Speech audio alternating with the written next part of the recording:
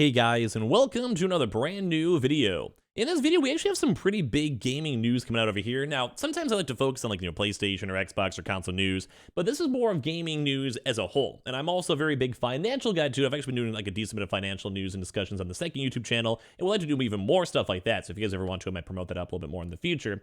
But when it comes to this, I love the financial sides of video games. What games make money, what games lose money. But one of the scarier things is what multi-quadrillion-dollar businesses do to keep on getting a huge monopoly in the gaming industry. So we're going to talk about this because there's a lot of big news right now with Activision, with Tencent, even Saudi Arabia itself, all including about throwing around billions of dollars and essentially still buying up every bit and piece they possibly can when it comes to gaming as a whole. It also kind of stems in a little bit into the Xbox side too as well, where the Xbox acquisition has been under huge scrutiny. We're seeing PlayStation doing all their buyouts too as well, and it's kind of scary right now being a gamer with all these megacorps basically buying out and making gaming, just a bunch of money, but in kind of a bad way. So let's go talk about this drama, and I would love to hear your thoughts and comments down below. And as well, if any of you guys are brand new, make sure you guys are subscribed with the notifications on, as well for the brand new PlayStation 5 giveaway. Amazon links down below. The giveaway itself, make sure you guys follow the Twitch and stuff like that for it as well, and the usual sellout links, target links, and all that. So I'm a little bit afraid when it comes to the gaming industry as a whole, and you guys might go and see this as I'm going through this video.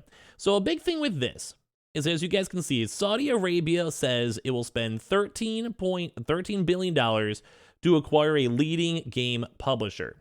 Now, as we're kind of sitting here doing our intros, doing our talks and all of this, it's kind of just scary because we're seeing this. We'll go all through all of them, but we're also seeing, Tencent too as well. On top of this, we're seeing Activision Blizzard too on top of this. We're just seeing all these huge multi-billion-dollar corps, and they're going all over the place. So number one, Saudi Arabia says it'll be spending $13 billion to acquire a leading game publisher. The country's Savvy Games Group claims it will invest a further $37.8 billion in the games industry. $38 billion, which is around half the price of the Activision acquisition, just for reference, but still Jesus. So basically, they will be including $13 billion to be acquiring a leading game publisher. This is why I get afraid. Now, I don't necessarily mind anything against Saudi Arabia itself. We're not touching on that one on this channel. But when it comes to this stuff, is that it's crazy seeing all these megacorps and big companies, Xbox, Tencent, all this stuff of various levels of, I guess morality for it, ethics or whatever, because it just kind of seems like gaming as a whole is just becoming like a megacorp of 5 big businesses. And that's all that's going on. They're buying out and getting majority share in almost every company out there in the world. So the investments will be made via the country's Savvy Games Group, which is owned by the Sovereign Wealth Fund, PIF, as it aims to become a major player in the games industry. The investments will include $70 billion of basically $18 billion to take minority stakes in several key companies that support Savvy Games' development agenda, and $50 billion as well, so $13 billion to acquire a leading game publisher. So like in Ubisoft or EA or something else, I'm actually not sure, it's around $13 billion or so. So if accurate, the $13 billion acquisition figure would likely fall short of the asking price for the very largest third-party publishers would command, such as EA and Take-Two, but it could potentially secure a deal with most others. Once again, that kind of leads me towards maybe thinking Ubisoft. So in addition, Saudi Arabia State's news said $2 billion as well, so $500 million, will be reserved for investments in the industry disruptors to grow early-stage games as well, and esports companies. So basically, $5 billion will be invested into mature industry partners who also add value to as well and making their portfolio better. Saudi Crown Prince Mohammed bin Salman said in a statement, Savvy Games Group is one part of our ambitious strategy aiming to make Saudi Arabia the ultimate global hub for the games and esports sector by 2030. So now we're seeing countries themselves trying to go and invest as much money as they can in the gaming industry to grow as much as they possibly could. We are harnessing the untapped potential across the esports and games sector to diversify our economy, drive innovation in the sector, and further scale the entertainment and esports competitive offerings across the kingdom. This makes me kind of scared. Not necessarily about all this, but just everything all collectively. We're seeing these huge corps that are making billions of dollars, then just spending those billions of dollars getting stakes in other companies as well. So they've also done things, a 5% stake in Nintendo, which we also claimed at first learned about from the news reports, funny enough. 5% stakes in Capcom and Nexon too as well. And billions invested in stock for Activision Blizzard, Electronic Arts, Embracer, and Take-Two. Saudi Arabia has said that the investments will help modernize the kingdom too as well, but a lot of folks are definitely against it too for like their highly criticized rights, treating humans too on top of that. So there's just been crazy stuff with this involved, but also goes into Tencent as well. There's also another, Chinese giant reportedly wants to offset uncertainty at home, and they're refocusing on aggressively seeking full games company acquisitions. All this stuff put together is scary. Like, this is scary for the long term of games, because if you have all these 4 megacorps investing just to make money, guess what? That's where you get a lot more microtransactions, more mobile games, harder and stricter schedules most of the time too, which also means most of the time just worse games, less of a free market, and all of this kind of ties into probably why Xbox is under so much scrutiny. I would probably go and say in terms of company-wise though, I would trust Xbox more, but you would never know what a future CEO does, or if they have a full monopoly locked down of what they would change in terms of their policies. Because if you have everything like already together under Game Pass, that kind of adds a lot less incentive for them to be nice or also raise prices. Look at Netflix, great example. So this is scary to see as well, where Tencent, which is the world's biggest video game company by revenue, has already invested in more than 800 companies. Like, Tencent is like literally a part of everything.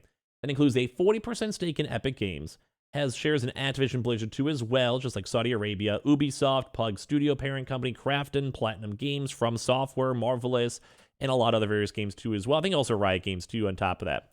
Tencent has made fewer full acquisitions. Currently owns 100%, there we go, as I mentioned, Funcom, Riot Games, Sumo. So that's like, Valorant, like League of Legends, Sumo, Turtle Rock, Digital Extremes, and Splash Damage.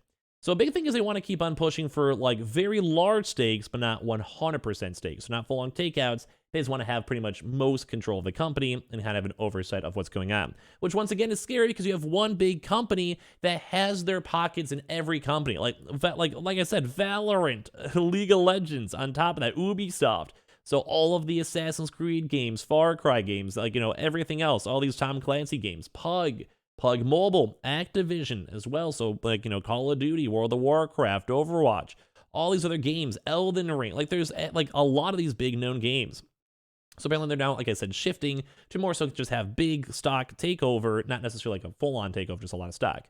So the shift in strategy is reported due to the company's newfound reliance on global markets for future growth as China strengthens regulations at home. So they're basically like, we're not making as much money in China, we're going out elsewhere. But once again, they just want to make money. So they're going to push for really bad things in the gaming industry. Bad, just bad treatments. They want to have big deadlines, probably developer crunch, which a lot of folks are trying to step away from and treat people and developers like normal people.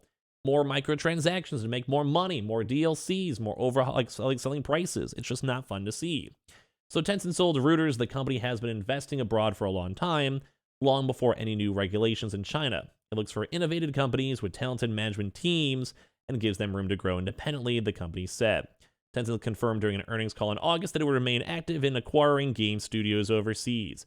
In terms of game business, our strategy is to focus on developing our capabilities, especially in the international market. We will continue to be very active in terms of acquiring new game studios outside of China. And as well, it's just scary. Like, you're seeing all these 5 companies or so just owning pretty much everything in the gaming industry.